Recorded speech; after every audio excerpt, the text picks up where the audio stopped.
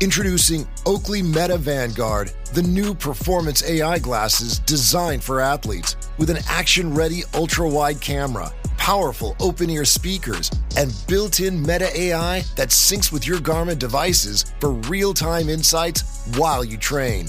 Take your performance to the next level with Oakley Meta Vanguard. Athletic intelligence is here.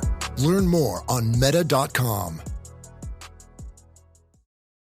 Thursday Night Football is on, and it's only on Prime Video. That's going to be caught. This week, the Minnesota Vikings head west to face the Los Angeles Chargers. They'll take that all day. Coverage begins at 7 p.m. Eastern with football's best party. TNF Tonight, presented by Verizon. Not a Prime member? Not a problem. Simply sign up for a 30-day free trial. It's the Vikings and the Chargers, Thursday at 7 p.m. Eastern, only on Prime Video. Restrictions apply. See Amazon.com/Amazon Prime for details. This episode is brought to you by Indeed. When your computer breaks, you don't wait for it to magically start working again. You fix the problem. So why wait to hire the people your company desperately needs? Use Indeed's sponsored jobs to hire top talent fast. And even better, you only pay for results. There's no need to wait. Speed up your hiring with a $75 sponsored job credit at Indeed.com/podcast. Terms and conditions apply. Welcome to another Find the Edge production for the Premier League Cricket Club. Connecting players and coaches, clubs and leagues, volunteers and supporters alike, you're in the right place for the best of the 33 ECB Premier Leagues and the 20 NCCA counties, bringing you the stories, the stats and the standout performances that make this game great. Don't forget to hit the subscribe button to both our Premier League and NCCA shows so you don't miss any episodes. Now, shall we get stuck in? So welcome everybody to the Overthrow, again brought to you from the Premier League Cricket Club. And joining us today for something, we say this a lot, but this is completely different. We've got some guests who are nominated for an award at the moment. And it's fair to say, Hugh, it's not me and you, is it? No, we are always neglected, feeling sorry for ourselves, licking our wounds in the corner. That's about right, definitely. Hey, joining us today, we've got the three nominees for the Toyota Good for Cricket Media Hero Award. I just about got that out in one sentence. Now, Ben's going to join us very shortly, Ben Harris from down south, but also joining us right now, Teddie Casterton. He's been on this show a couple of times already, but that's because he's from High Wycombe and home counties. How are we doing, Teddie? Oh, well, thanks, mate, for having me on. Good to see you, Mr. Nominee. And also, from completely the other end of the country, good friend of ours from Lowerhouse Cricket Club, champions of the Lancashire League. I'm sure you'll be quite happy that I got that in. Mr. Adam Hope, how are you doing, bud? Yeah, really good, Ian. How are you? Yeah, good, mate. Good to see you both. So Ben's going to jump in shortly, and when he jumps in, we'll obviously bring him up to speed with it. Got to just ask the obvious question to start. I'll start with you, Adam. What brought you to doing all of this bloody work for Lowerhouse? Because, was it just that usual story of no one else wanted to? Not really. We had someone making the website, but it was back in 2002 that I took over. So I self-admittedly wasn't the best of cricketers, but Lowerhouse has been in my family for 3 generations. So big shoes to fill. I had played 2 first-team games, but I featured quite heavily in second team, and I was a captain of the third team. And I wanted to kind of do this as a profession going forward in my life, and I was young, 16, 17, and kind of that's when I took over and took the reins, really. 22 years later, yeah, you're still doing it because you still haven't found anyone else to do it, basically. Yeah, I ask very regularly. There are a lot of people that help me out, and it wouldn't be what it is without those other people. But yeah, I love doing it. It's my way to give back, Yeah. I couldn't give back with runs and wickets, so social media followers will do. And I think it's fair to say that when I look at what you guys do at Lowerhouse, I can see your signature on it now, and I can see the way you go about it with the website is the core at the end of the day, and the socials work around that, don't they? Yeah.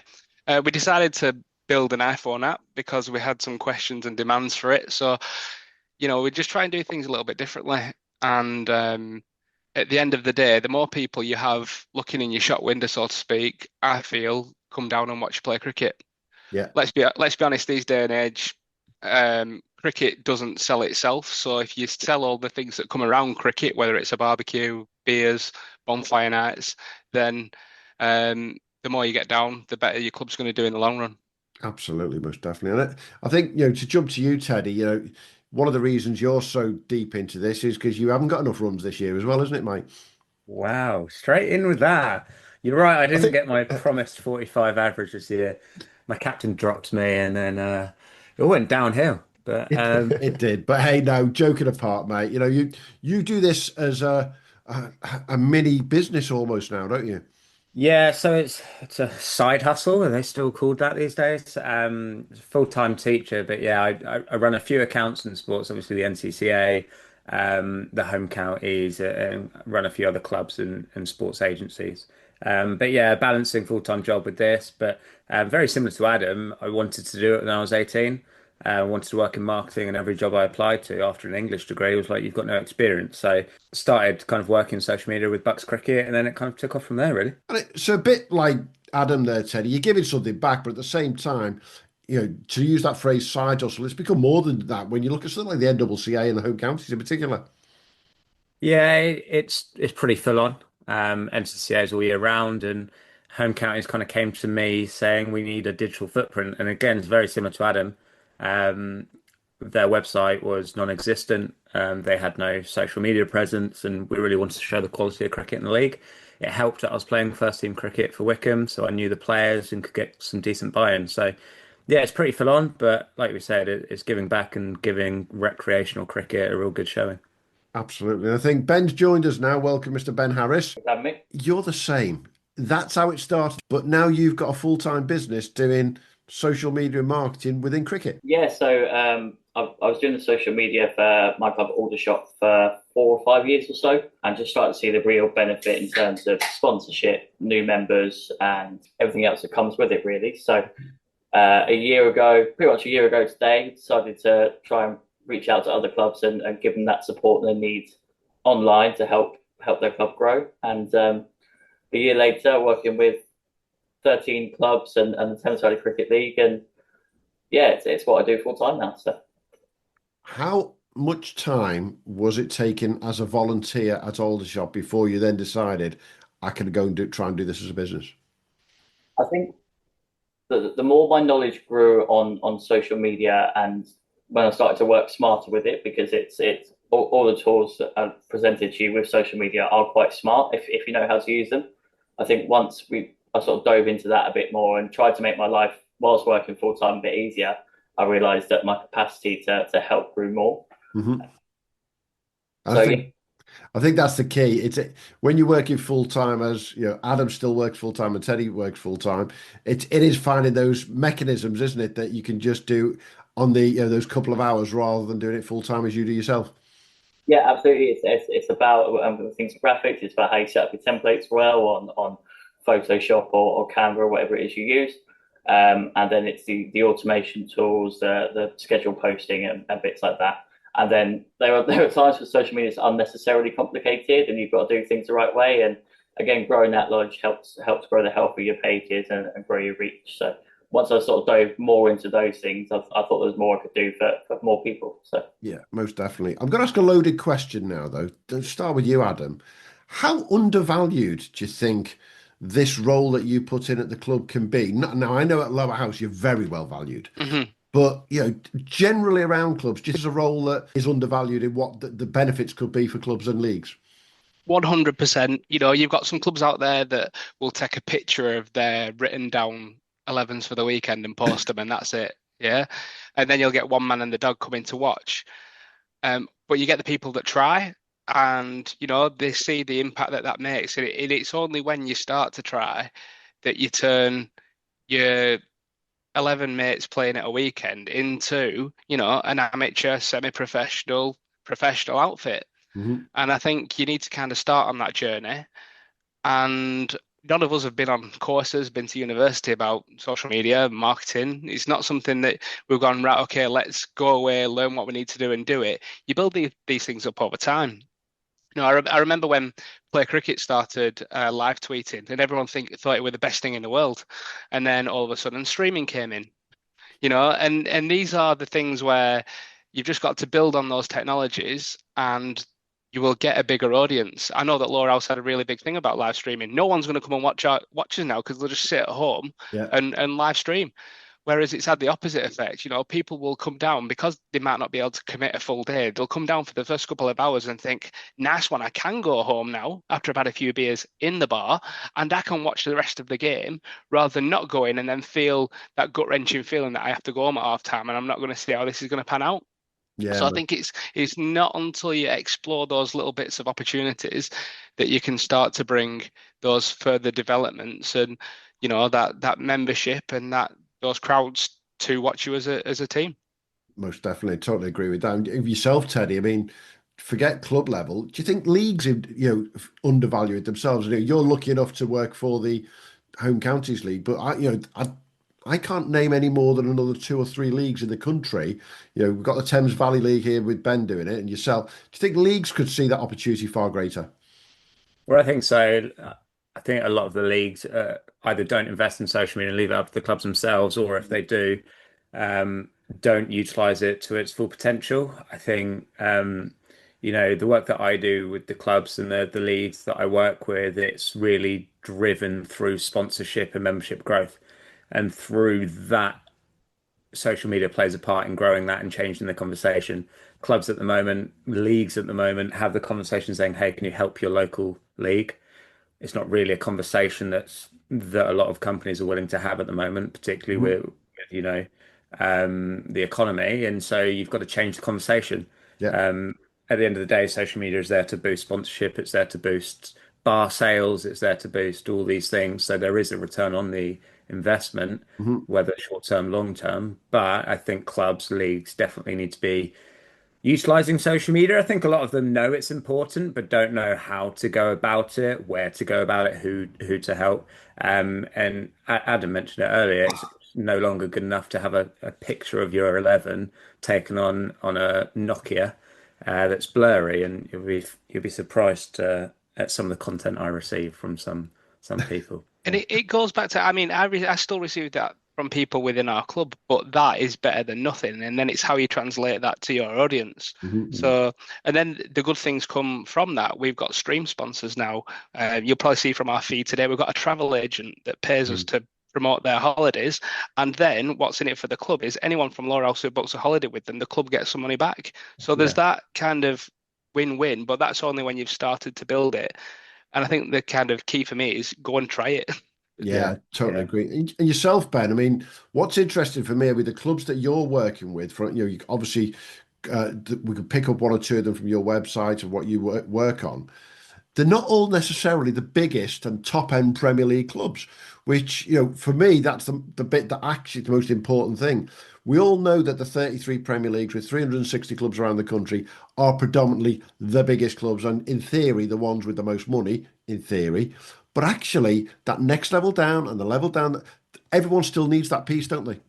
Yeah, absolutely. I mean, the only way we start pushing new clubs towards challenging the teams that are in the Premier Divisions is by helping them grow and attracting new members and increasing the quality of the club from the ground up.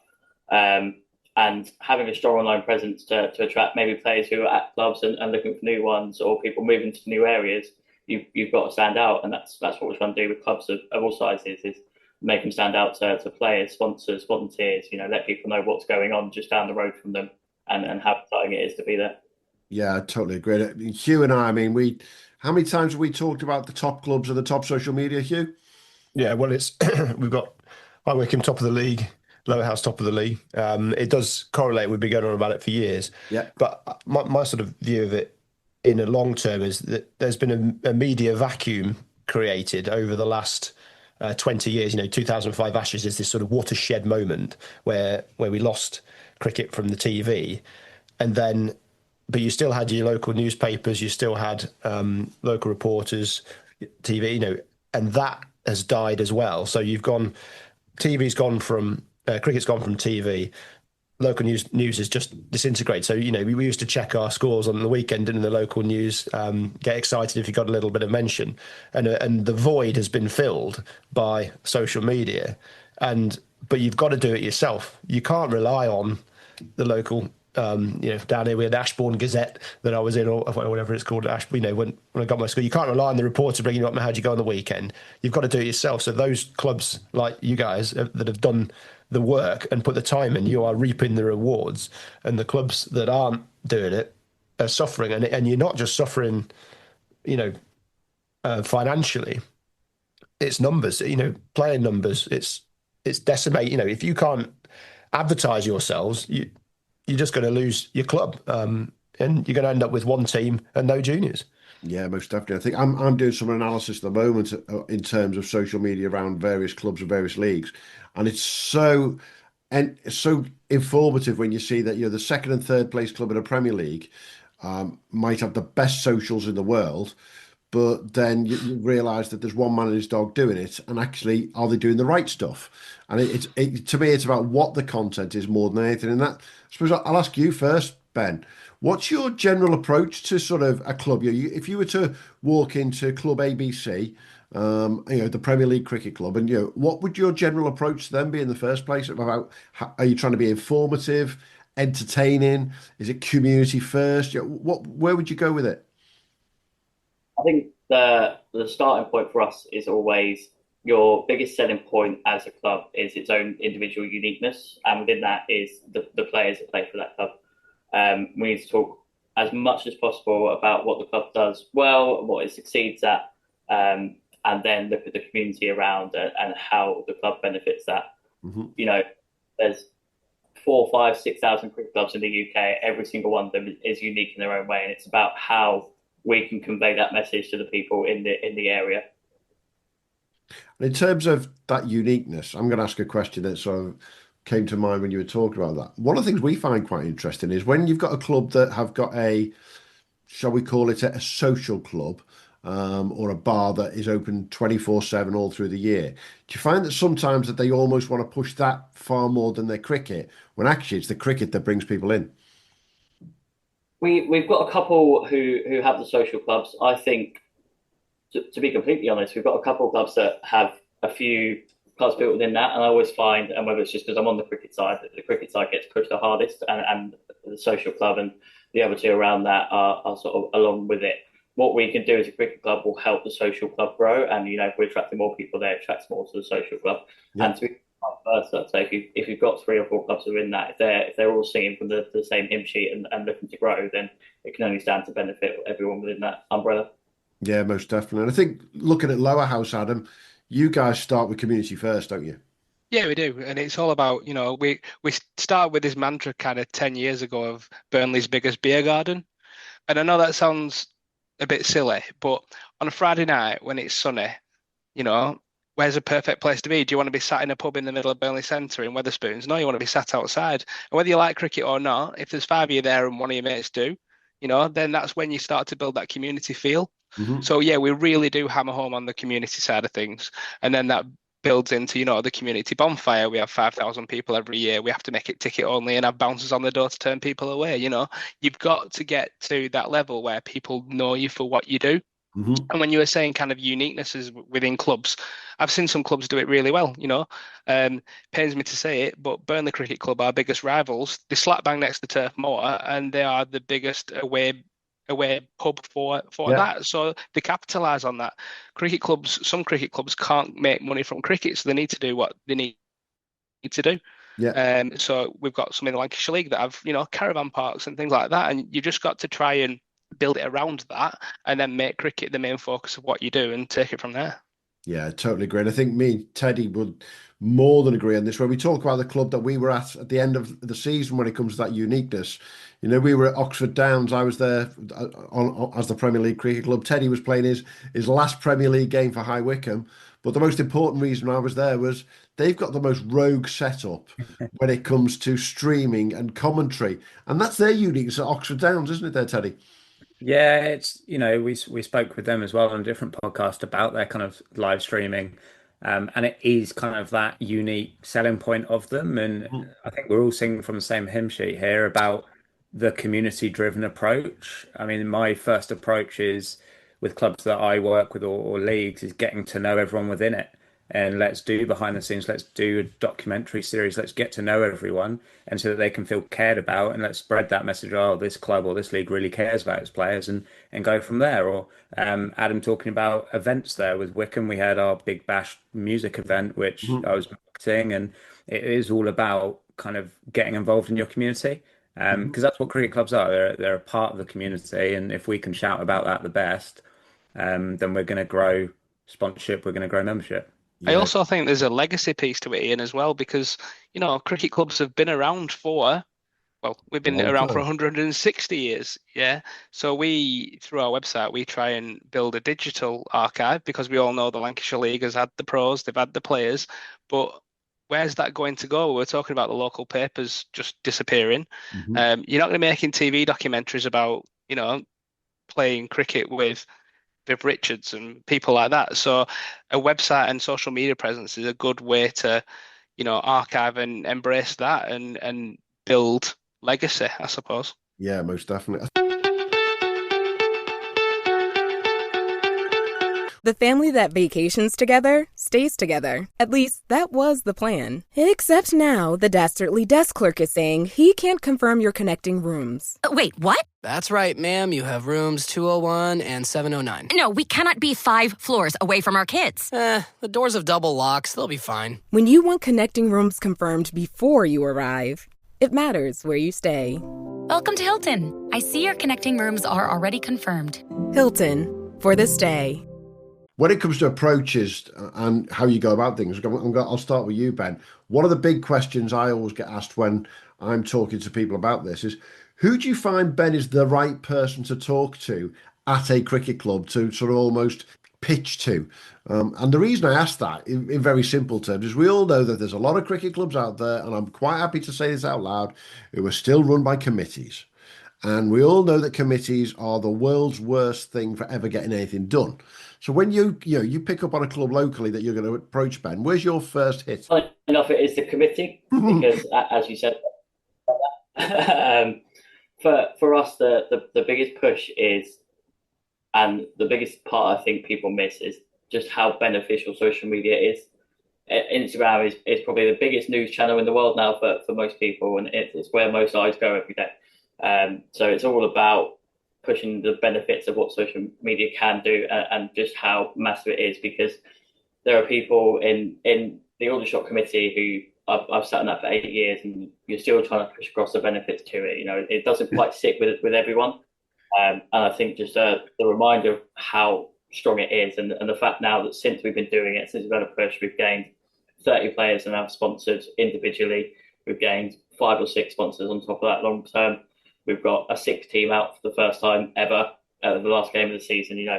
Once these benefits start coming in, they're like, oh, where's all this coming from? And it's social media. It's putting ourselves out there. And when people search Aldershot now, it's being one of the first things up there behind, a football club that plays in the National League. Yeah. It's explaining the benefits to committee, or, to be honest, most of the time it's whoever will listen and try and understand what social media can do for you. So I'm looking at Teddie now because he laughed at that one, and I know why. Is that your sort of experience as well, Teddie? Yeah, I think so. I think committees are getting better because it's not just older white men anymore, and it is starting to change. We are getting younger people, we are getting more diverse voices. But I think, and again, I'll reiterate what I said earlier, they know they need social media, but don't understand it. Yeah. And so we got to be able to talk through our own lenses, to talk about why it's beneficial for them. And I think, yeah, like we're talking about, that sponsorship avenue is important, but also that community-driven approach is important. But the biggest thing that you get is, sometimes people go, yeah, but we can do that ourselves. It's like, okay, go on then. And then they do it for a month, and then they stop doing it. And so we're not necessarily doing anything remarkable. I mean, we have our skill sets. We know social media better because we've used it for so long. But if a club wants to go ahead, great, do it for a month, and I promise you won't be doing it after that. This is why you end up with clubs with 8 different social media accounts, because everyone's forgotten the password about 15 times. And they stop at the end of September and start again at the beginning of April. Yeah, and I'm not going to name names, but we've got the Premier League Champions Trophy on the go right now, which has just been absolute chaos with the amount of votes that have been coming. It's been brilliant. But there's one club, and I won't name names, who messaged me directly to say, "Oh, could you change it to this username because we're not using that one anymore?" I'm thinking, you won your league last year, and you're one of the top 33 clubs in theory in the country by winning your league, and you've got that cocked up. That sums it up, Adam, doesn't it? Yeah, your social media handles are now more important, as important as your club name, your crest, your registered address. If people are going to tag you, comment, and all that sort of stuff, they're going to look for your signatures, aren't they? Most definitely. And I think that you nailed it. You're in IT. I've got Hugh on the other end there. He's in IT. And we've got social media people in terms of Teddie and Ben. And I'm just a bloody sales and marketing person. I do all kinds of bits and bobs, as you all know. But that brand and that trademark, you've got to own it from the start. Is that, that's the best way to put it, Hugh, isn't it? That's it. I mean, I think you've just got to embrace what's happened, and by doing so, you're putting your brand to the fore. But one thing that excites me a bit, and we touched on here, is the streaming side of things. I mean, the shift in cost to do that from 6 years ago has come right down, and the quality of the streaming. And it's not going to be long. You see I don't know if you guys have seen the AI cameras in football that tracing the balls around. It's not going to be long until multi-camera setups are within reach of us cost-wise, and the ability for just some Joe off the street to operate them. And that, for me, you've got your own TV channel. It's already started, but it can become something more than just a stream. And then you talked, Adam, about the sponsorship opportunities that you've been able to generate through your stream. And obviously, Lowerhouse is a really well-attended club, and not many clubs are as well-attended as some in the Lancashire League. But yeah, it's just, if you can get hold of that brand, it's your brand, and it's actually, it can fund your whole junior section. It can fund your player section. It can fund your ground. It's a really exciting moment, I think. And the good thing about social media is it's all metrics, isn't it? So it's easy to sell. Our YouTube stream for the cup final last year had 10,500 views on YouTube. It had 300 people watching it once. You get that on the county streams, don't you? Yeah. So all you need to do is then screenshot that, email it to potential sponsors, and say, "Do you want a piece of this next year?" And it makes it a lot easier. And it's getting cheaper and cheaper. I saw an Instagram post the other day about it was a baseball game, a youth baseball game, and they had a multi-cam stream set up, and the cameras were iPhones because you plug your phone in, don't you? Yeah, and it was like, this is insane. They had a close-up angle, a wide angle. It's like, great, anyone can do that. I mean, I'll admit our setup is a CCTV camera. It's a CCTV camera that's attached to our score box. So, and then we just pump that through MV Play. So it can be something that's within your existing infrastructure. You don't have to spend megabucks to get stuff like this. For me personally, I don't play Prem cricket. I'm nowhere near good enough. I hover around 10 Div 2 and Div 5 at best of times. But for me, I come back and I'm on YouTube and I'm watching Three Bridges play, and I'm watching. Funnily enough, I was watching Oxford Downs as well, because it's such a fun setup. But you end up reaching people you don't think you can reach by doing something. Obviously, the Three Bridges and Oxford Downs are quite serious, but if you get something on Frogbox, it just gets a little bit of traction. You're going to start reaching people you wouldn't have been able to reach before. Yeah, I think I can nail this with something from last year, which still to this day blows my mind. We went to Derbyshire County Cricket Club in September last year for the T20 national final. It was going to be Northern from Liverpool against Oundle Town from Northants. One of the two big national finals of the year. And it pissed down all day. It was lousy. It was horrible.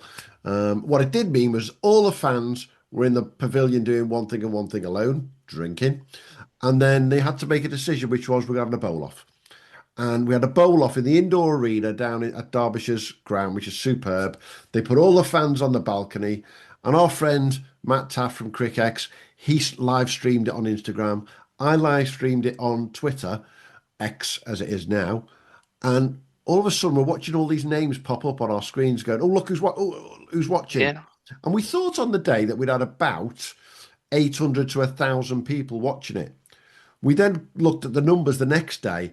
For a bloody bowl-off between two sides, we'd had over 3,000 people watching it. And you're like, that's just insane. And it just shows, I think you're right, Ben, that It's just getting those people, getting those eyes on it. It's cricket at the end of the day, and if you could put it out there, people are going to watch it, aren't they? We've got sorry Ben to interrupt. We have a member who's never been to Lowerhouse and lives in Australia, all because he watches on YouTube. That's absolutely fantastic. He just came up on his For You feed. He watches it in Australia, and then he just paid for a membership this year because he thought he was supporting the club.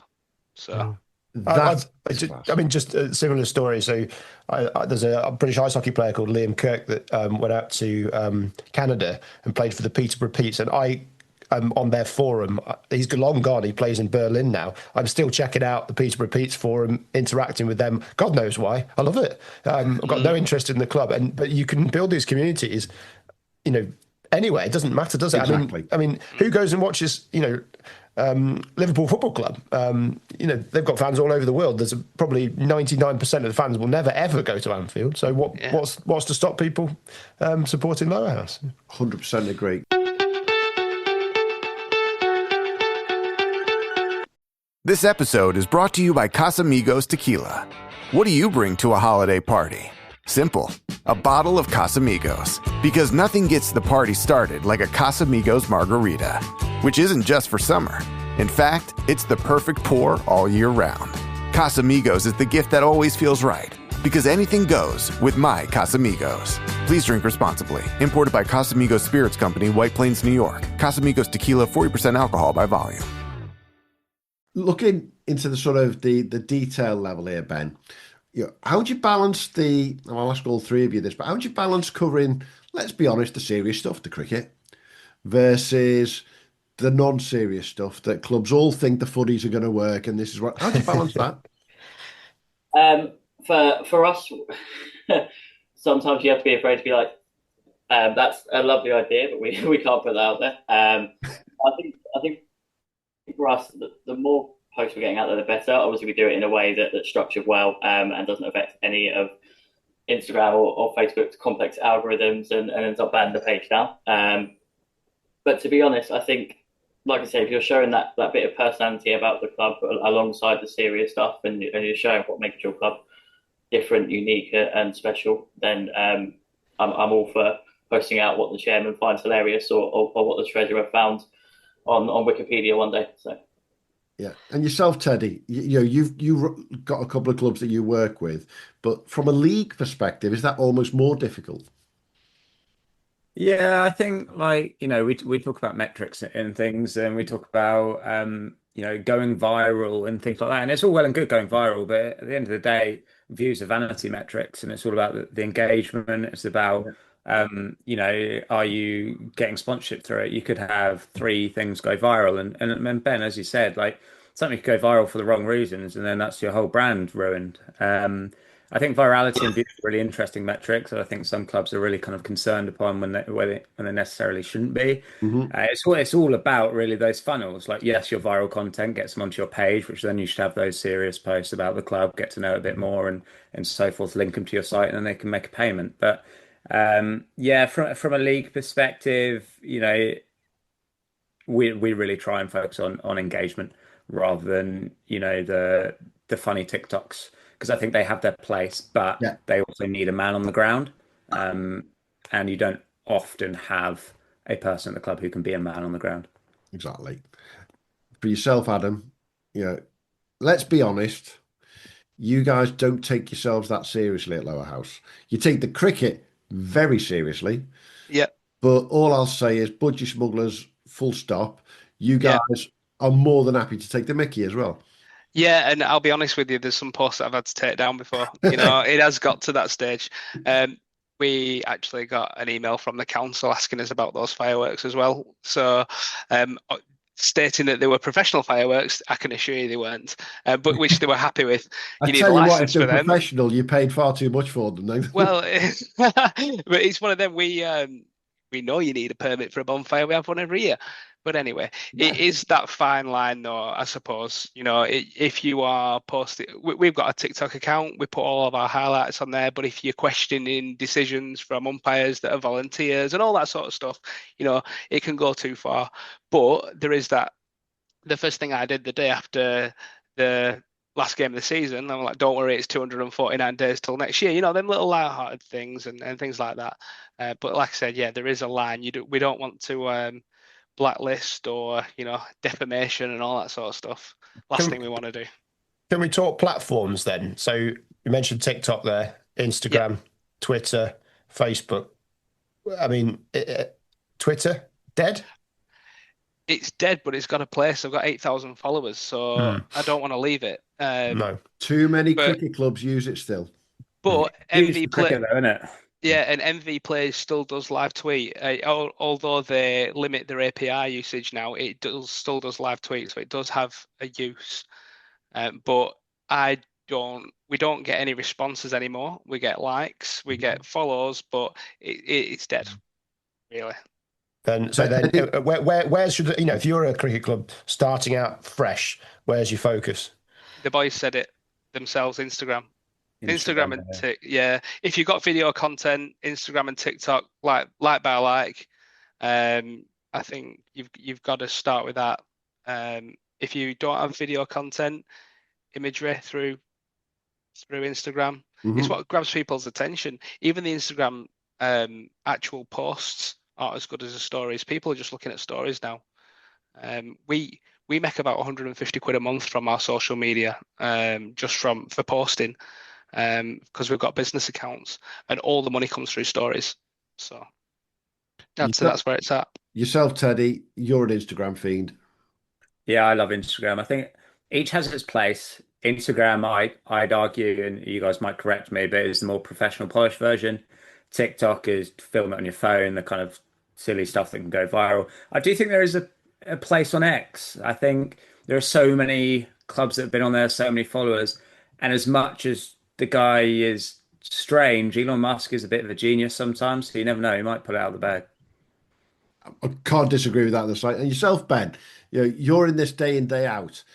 If you go to a new club, do they straight away go, oh, we need to get our TikTok going? Is that the one they're all talking about, or are they on board with Insta?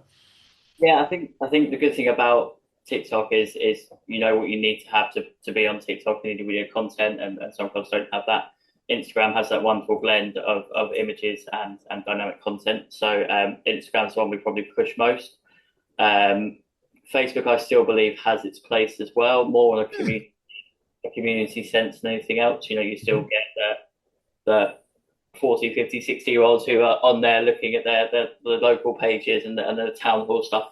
So that still has its place. X or Twitter or whatever we're supposed to call it nowadays still has a place. I think if you're established on it, I think if you're a club who hasn't been on it, then it's probably not worth putting the time into it now until Elon does something wonderful, which he probably will do at some point, and makes the platform a good place to be again. So for me, yeah, TikTok is one that we do push if possible. But Instagram, like I said, is the number one. Yeah, can't disagree with that on the slides.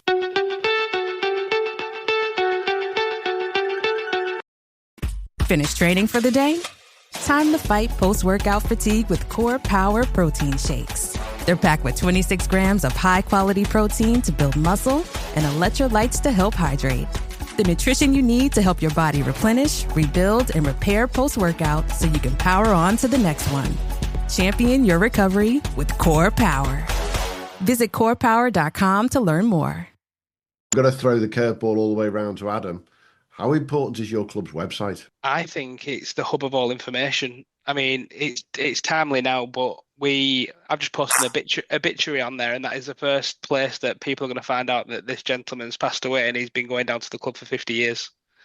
Now, that auto feeds out to our social media platforms, so I don't have to do any work, but the amount of WhatsApps I've received since, Stan the chairman, our website is only as good as the content we get. So we've got Frank, the treasurer, we've got Stan the chairman, we've got Ben, obviously the first team captain. They pump the information to me, I put it into plain English and get it out there.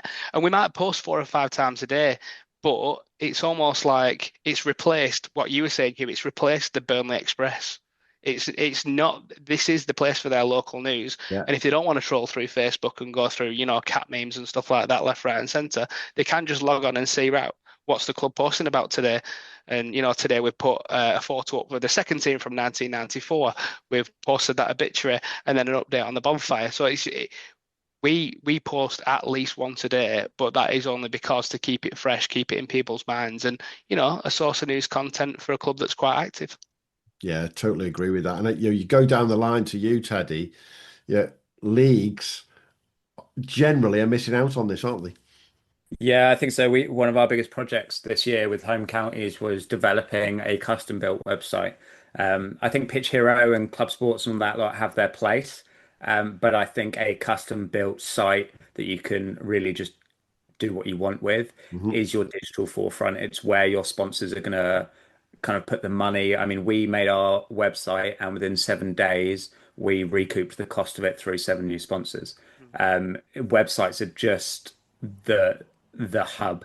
Everything obviously feeds into each other and you can't have one without the other. I really like, Adam, your idea of an app as more people use apps, but I feel like those sites that some clubs use or leagues use with Pitch Hero and things like that, there's lots of ads on it. It's quite bulky. And Adam, you said that, imagery tells a story and we're all on the same stuff here. And so's the content. Yeah. Pitch Hero and those things are great for your statistics, for everything, for your membership. But these custom built sites tell the story. Yeah. And the biggest thing with the app for us is push notifications. So as soon as we post a news story, it pops up on people's phones and that drives them to the website. Then they're going to read more news and then goes from there. Yeah, I totally agree with that. And I think one of the things that you guys all know what we've done with our website in the last 12 months. I mean, we've made that the hub for Premier League cricket news as much as we possibly can. And we get great support from a number of leagues in particular around the country. There's about a dozen or so leagues are really good at that. But it's funny that people will say to me, we love what you put on the website. Would you believe even before they talk about Instagram now? Once you've got the people there, though, they stay there. They know where to go. Yeah, it's the hub. Literally, is the home for it. Ben, we've talked about platforms. For anyone who's listening and they're playing around with their socials is the best way to describe it, because that's what a lot of people do. What would be the one tool that you would say you cannot do without, and you're not allowed to say a computer or an iPhone? Outside of my other half keeping me sane going through during the season when we got 100 results to post, I'd say for me it was Photoshop and a YouTube video, because about 4 years ago that's where it started. In terms of a social tool, to be honest, I think the biggest thing you could do is monitor what you post, when you post it, and see how it works. Yeah. There are ideal times to post, and you've got to be smart about it to get best engagement. And yeah, I think the other thing you need if you're going to play around with your socials is a best of luck more than anything else. I think you're right. I mean, I'm old enough to know, from back in the day when it came to email marketing, all we ever talked about was A and B testing. Actually, socials is the same. But it's not A and B. It's actually got to be A, B, C, D, E, and find out which one works, doesn't it?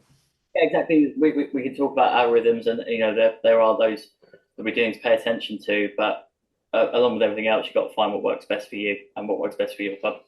Yeah. What about yourself, Teddie? What tool would you say you cannot do without, and you're not allowed to mention a high Wycombe player? Wow, thanks. I think it's similar to what Ben was saying about like the data and like things about algorithms, and what informs the algorithm is the data. And it's not just because they commented on my LinkedIn the other day, but metrical I can't do without. All my scheduling, all of my data comes through that. And so I just analyze that all day, because social media is not actually just about pretty graphics anymore. It's about numbers, and yeah, that's what I use. And you got a really good recommendation on that one, didn't you? I did. Thanks, mate. And yourself, Adam? Your website's your tool, but there's something what else? So I do a lot with AI.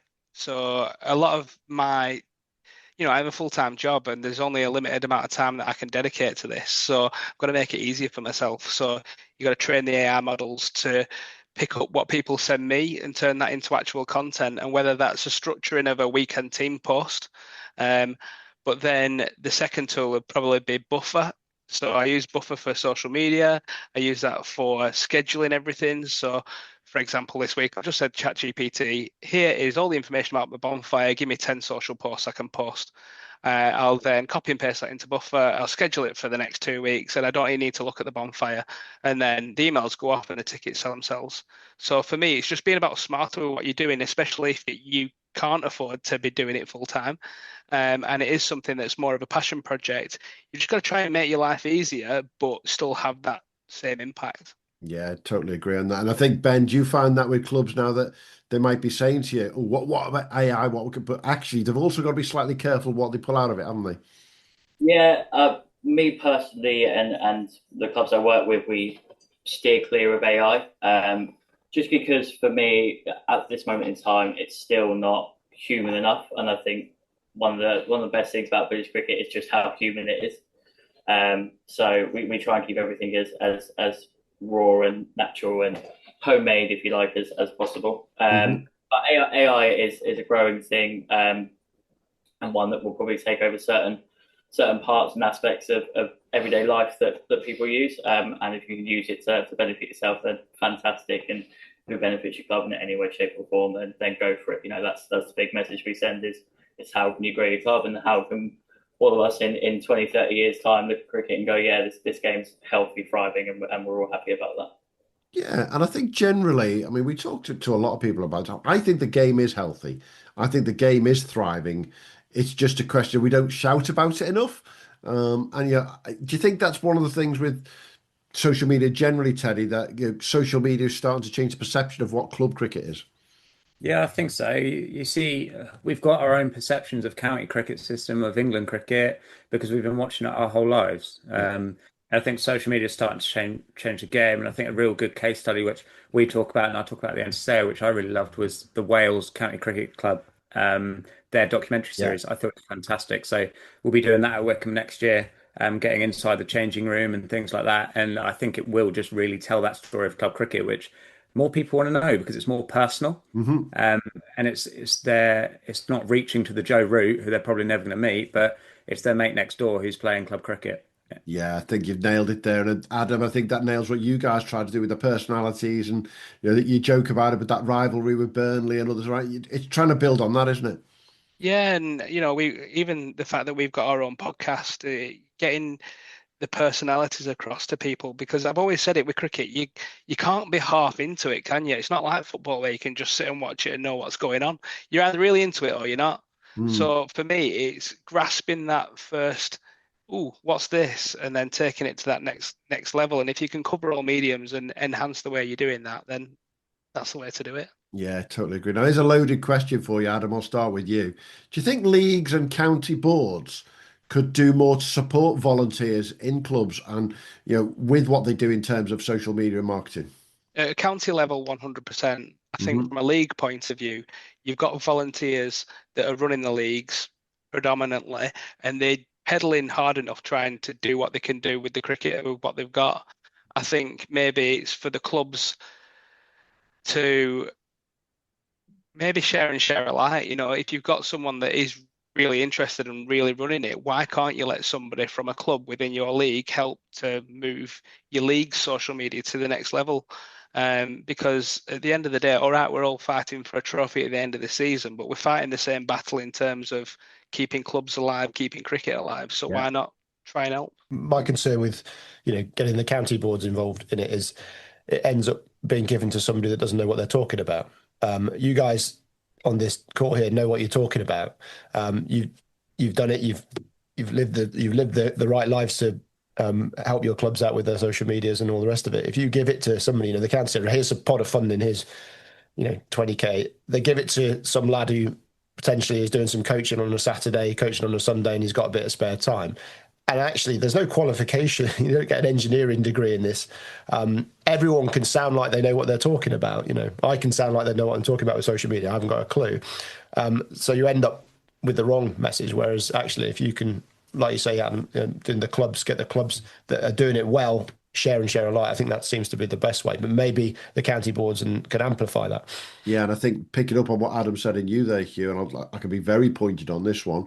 Or you do as a league what the home counties have done, and you outsource it to somebody like Teddie who knows what they're doing. Exactly. Yeah, that's where it works for you, Teddie.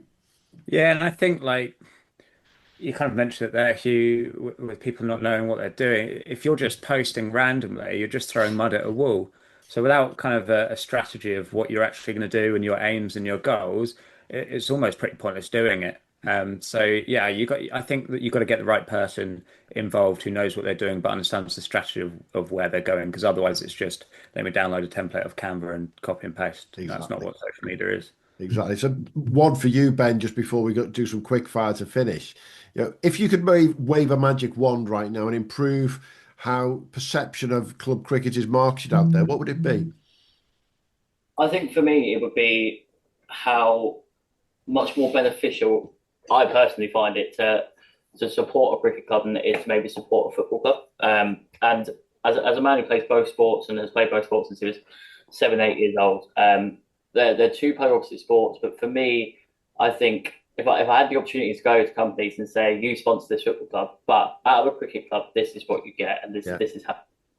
I'd wave that magic wand and let everyone know just what it means to sponsor a cricket club and the true value of it. I think that's superb. I love that because you're right. I mean, we all follow football in some shape or form. I'm an ardent Liverpool fan, but I don't get out of Liverpool what I get out of cricket. It's as simple as that, isn't it? So, a couple of quick ones to finish then. Cause we've obviously all got jobs to posts to put out there and kids to run to bloody whatever it is, Adam. So I'll start with you. Nominated for an award. How did that feel when you first found that out, mate? When you saw that? It was quite ironic because I've got Google Alerts set up for Adam Hope and Lowerhouse Cricket Club, and so I got an email, and I'm like, right, who's done this in the committee group?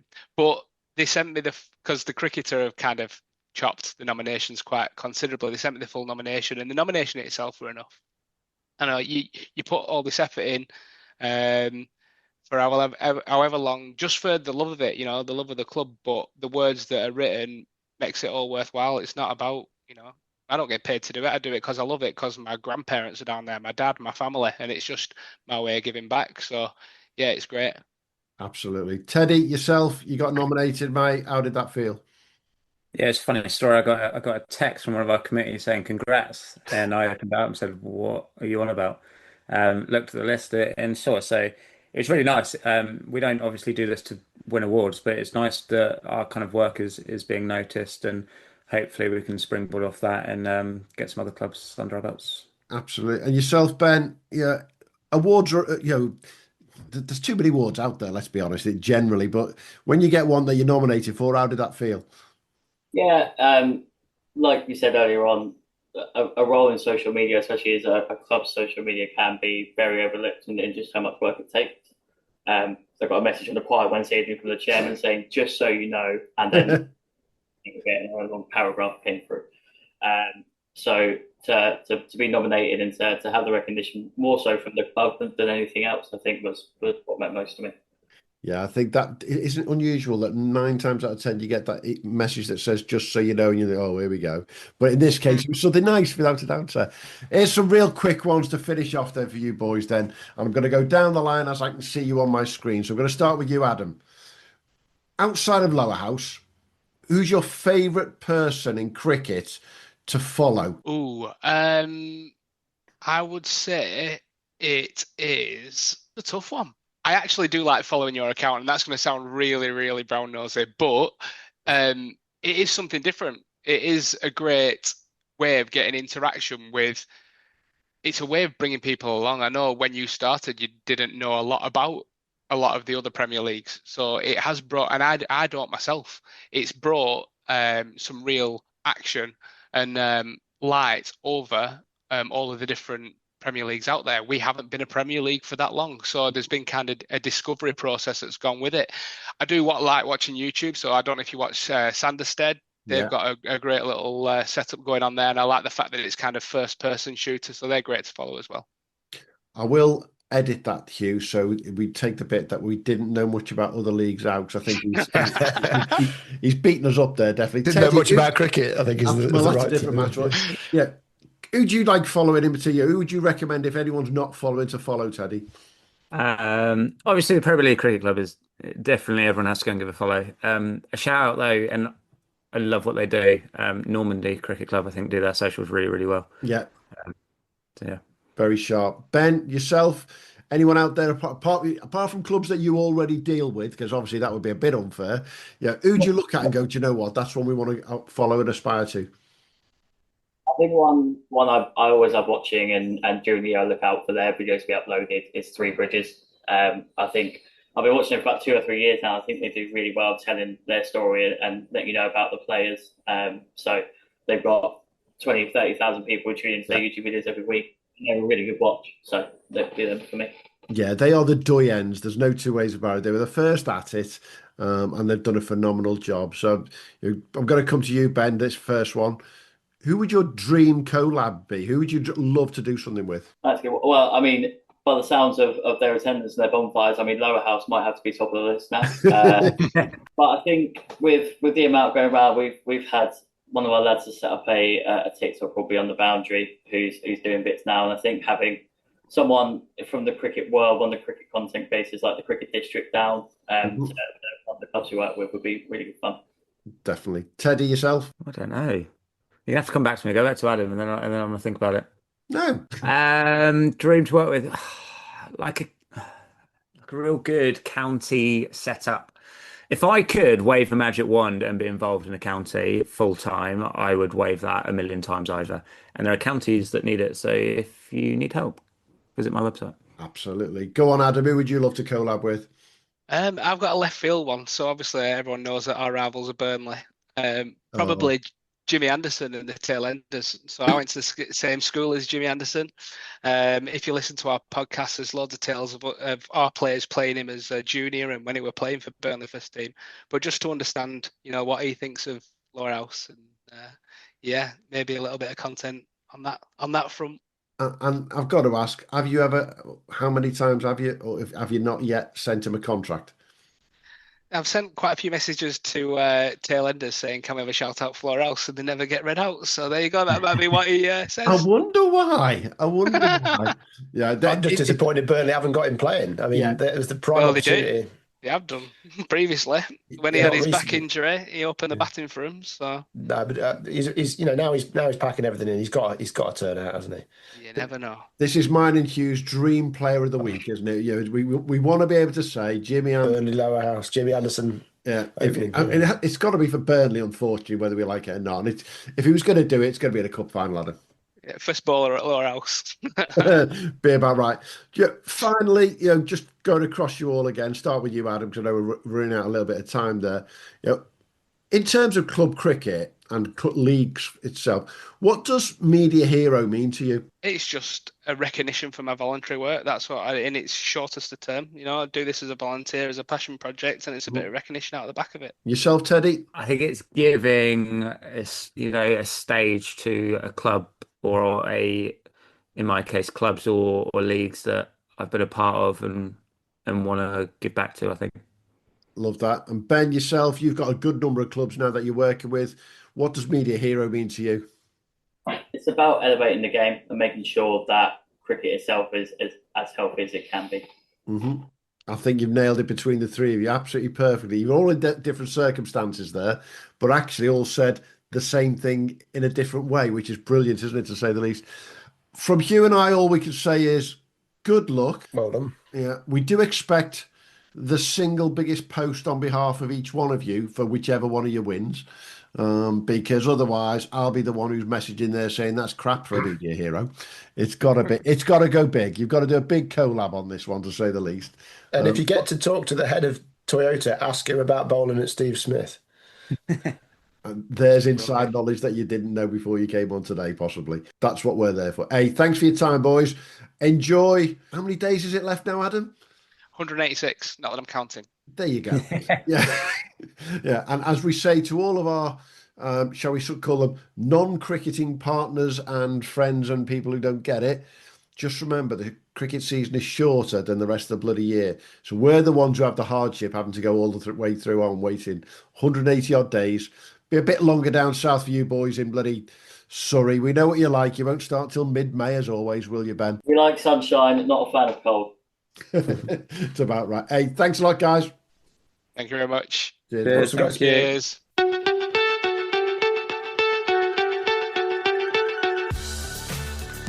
thanks for joining us at the Premier League Cricket Club. We'll be back soon with more from the world of Premier League and NCCA cricket. But in the meantime, don't forget to subscribe, leave us a review and follow us wherever you get your socials. Or maybe check out our website, premierleaguecricket.co.uk, to stay updated. Until next time, have a good one.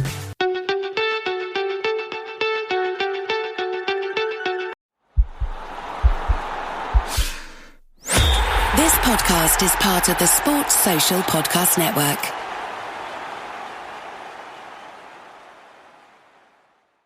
When you think boots, you think Ariat. You think comfort from day one and durability to day 1,000. You think steel toes on the job, square toes on the dance floor. With style that owns a Saturday night and still looks sharp enough for Sunday dinner. And through every mile and every moment, you're thinking Ariat boots. Boots that show up, stand out, turn bad ideas into better stories, and still punch the clock come Monday morning. Now, it's time to stop thinking and start shopping. Find your Ariat boots at Ariat.com or a retailer near you.